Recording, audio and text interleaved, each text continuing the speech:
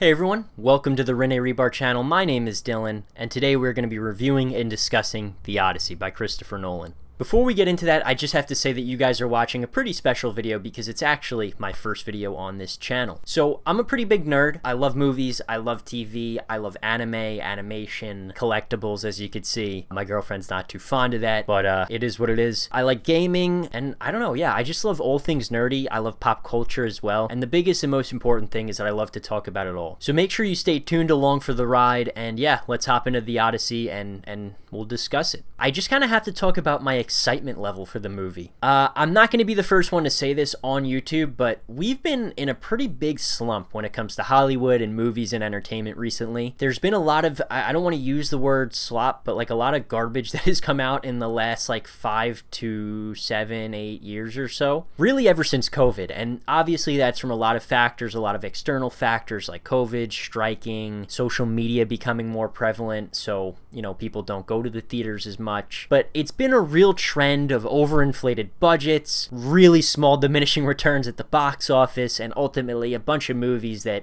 look like AI made them. But that's not to say that's been all movies and all entertainment, because there's been hidden gems in there. Different directors like Denis Villeneuve with Dune. Whether or not you like it, I think James Cameron with Avatar is at least pushing a new franchise. I think Christopher Nolan has come out with a couple bangers, and even things recently like Obsession and Backrooms. You know, there's always been good stuff in there, but we've just had to wait longer for them. So when it came to The Odyssey and coming off the high of Oppenheimer, I think a lot of us became pretty big Nolan fans. So I'd obviously been a fan of his work with stuff like Inception and The Dark Knight, but he wasn't my favorite director. I mean, if you asked me back in 2019, I would have said the Russo brothers, because I'm a big MCU guy. At least I was. But after Oppenheimer came out, I sort of dove into a bit of the backlog of Nolan. So I watched things like The Prestige. I rewatched Interstellar when it released in IMAX again, probably about a year or two ago. I think I'm just at an age as well where I just appreciate his movies more. So when it came out that he was going to be doing The Odyssey, which quite honestly is not a story I'm overly familiar with, I probably pretended to read it back in middle school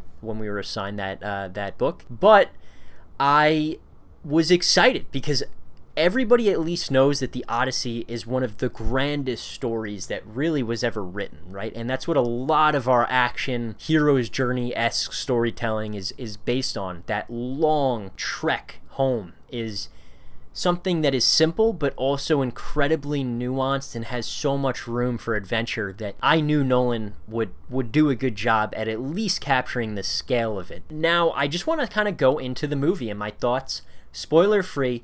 I think I'll do my pros, my cons, and then a little bit of spoilers, just with some of my favorite and worst favorite moments to discuss. So let's go into the pros. As you guys heard me say a minute ago, I think it is no surprise and to nobody's shock that Nolan was able to capture this adventure, this journey, this odyssey in probably the grandest scale possible for any modern day filmmaker. I mean, maybe people like Villeneuve or someone, you know, doing big franchises like Dune could do something similar, but Nolan just has this feeling to every one of his films, and again, we all knew that feeling would translate well to this epic adventure. So when you're looking at the screen, which I would highly recommend if you go see this in theaters to watch it in an IMAX screen, every frame is grand.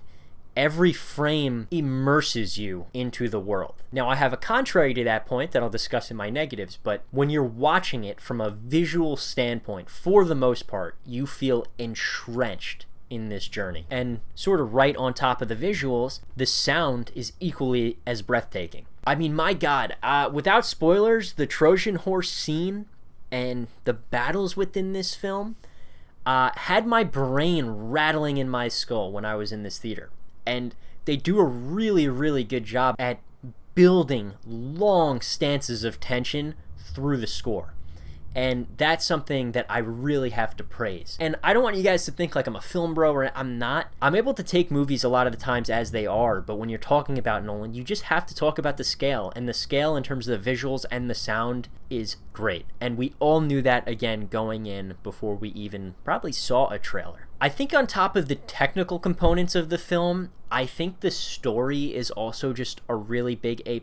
And granted, we can't really credit Nolan with that. We have to credit Homer, who obviously created the story and the tales that Homer based the Odyssey off of, right? So I don't know if you guys could hear that. There's a lot of thunder in the background, which is kind of fitting for my Odyssey review. So please ignore that.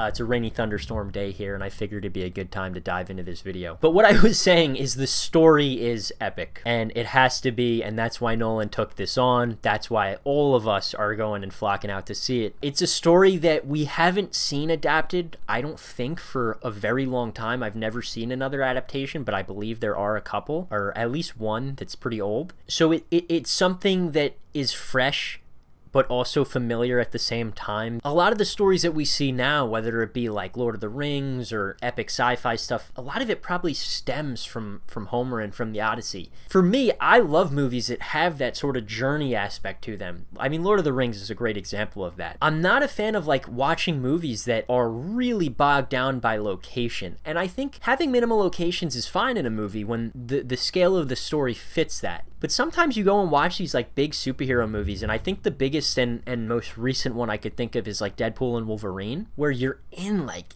barely any locations, and the locations are not like enjoyable to the eye at all, and it just takes away from the scale. So I think in Nolan's case, having it be such an epic story accompanied by such epic visuals and sound, it's a really complete package in that regard. There was no moment that I was really bored. I was at the edge of my seat, sort of leaning in throughout the film, and I think that's cool. I think if you don't have a lot of knowledge of the Odyssey, it's probably even better for you. I'm sure he changed plenty of stuff. Part of that goes into the controversy I was discussing a little bit, but for the most part, everything that was adapted seemed to fit the world he was telling. I think he toned down the fantastical elements just enough to keep everything feel like a cohesive, real world that is still crazier than our own. And for that, I was really, really into it the whole time. I think next to the journey of Odysseus constantly cutting back and forth to his son Telemachus, I believe, and his struggle back home in Ithaca had a really sort of hand-in-hand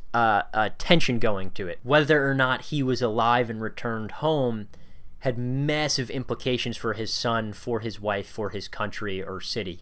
I'm trying to think of what other positives I have. I mean, there's plenty of others. I mean, the set design looks great. The costumes look really good. I know a lot of other people do have sort of problems with the sort of realism of the costumes for the time period.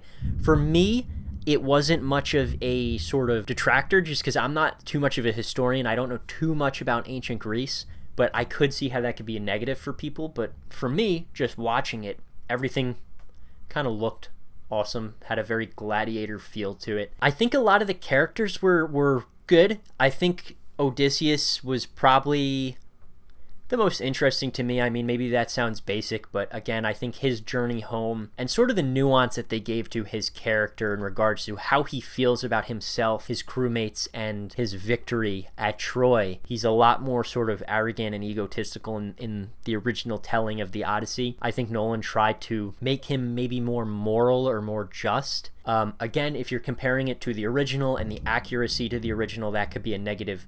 But to me, I tend to like following a character that has a sense of morality and can commit atrocities, but at least recognizes their own actions as being bad. And I think that's an interesting thing with Odysseus in this movie. I think a lot of the cast is obviously a big draw. I think that's why a lot of people are going to see it, myself included. A lot of people are getting sick of seeing the same faces and stuff. I could totally see why that's a con. You know, it's sort of can break your immersion a little bit, and it did for me in the beginning. I'll talk about that a little more in my negatives, but for the most part, when you go into a movie like this with A-list, at least A-list that you like, you know that the acting caliber and it is going to be there, and everyone delivers. I don't think there's anyone that really falls short. That being said, I do have some negatives I want to discuss. While I do love everybody in the cast, the weird thing is the direction of the actors and sort of the approach that they took with them definitely did take me out a little bit. There's like no accents in the film, It's mostly an American accent on everybody. A lot of language in the film is modern, sort of American language. I don't want to say slang, but you guys, I'm sure, maybe or maybe not have seen Tom Holland's interview where they sort of ask him, he's just saying, hey, Dad, like, oh, Dad, where's my dad? I get it. We're modernizing it. We're not going to watch a 3-hour film with subtitles on it. I don't know. Like, was it possible to get Greek accents in there? Was it possible to get some more Greek actors? I don't know, but it definitely took me out, at least at the beginning, kind of just like, where am I? Am I in Ithaca or am I sort of back home on Long Island? I don't really know. I can't really tell. But the thing is, with a 3-hour movie like this, your brain sort of subconsciously makes sense of it. So just go in expecting that to be the case. This is not some super historically accurate depiction of ancient Greece. This is being shown to people in 2026. I think another negative that I've heard other people like Double Toasted, who I love watching, discuss is there's a lot of people in Odysseus's crew that don't get a lot of character. I don't even want to say development, but just characterization, like, at all. Like, Odysseus has, like, one other guy, sort of the foil to Odysseus the whole time. Like, what are we doing? This is really stupid of us to do. Other than Odysseus and him, there's not many people on his crew that you care about, really see for more than 2 minutes at a time, and I do think that's a shame. I feel like Odysseus should have had at least like maybe 3-4 people that he constantly discussed or talked with or whatever it may have been. I guess that wasn't the focus. The focus was more just about him getting home, but it would have been nice to see more characterization, at least that way when people died, and I can tell you a lot of people die, you would have cared a little bit more. All right, now on to spoilers. I'm not going to go into a ton of nitty-gritty things here, so again, big spoiler warning. If you have not seen the movie, do not watch further into the video. I thank you for coming. See you guys later. Enjoy the movie, please. But for the people that have seen the movie, I just want to touch upon a couple quick scenes that were the biggest highlights to me. Everyone is discussing the Cyclops scene.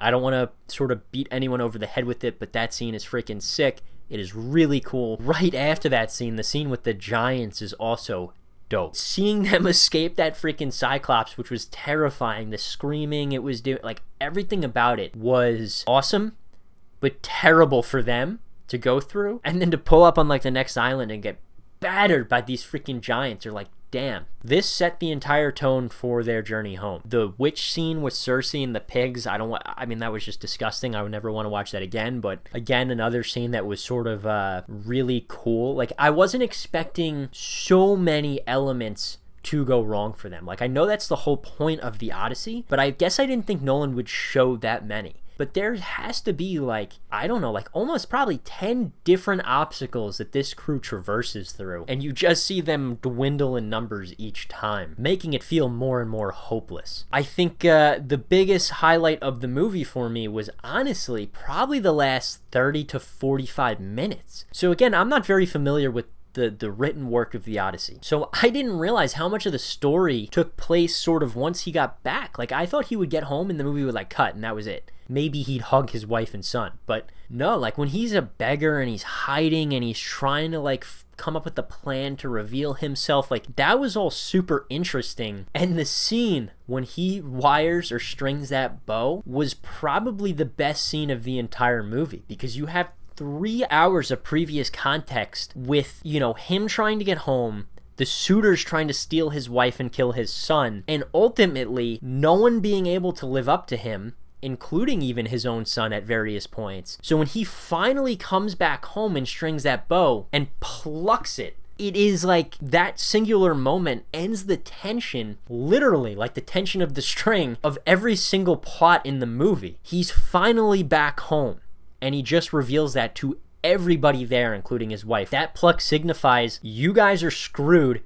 get out of my house, and sort of puts the end to the suitor's reign on his home. And I think most importantly, again, it sort of is like the end of Penelope's journey, where she no longer has to long for her husband. And I thought that was just brilliant, because for such a tense movie, having everything boil down to that one moment, that one action by Odysseus was so dope. And then obviously the action sequence that followed was also pretty freaking sick. I don't know what else to say other than probably just to go watch it. The movie has its faults. It obviously has historical inaccuracies that even bothered me at times. But all in all, when you're comparing this movie to a lot of the other stuff that we get it's nice to get things like the Odyssey that really do show us and show Hollywood what can be done with a camera. And for that, go see the Odyssey. Let me know what you think. If I had to give it a score, I'd probably give it like an 8.5 out of 10. It's not a 10 out of 10 for me. It is a really, really good movie. I liked it better than Oppenheimer just because I'm a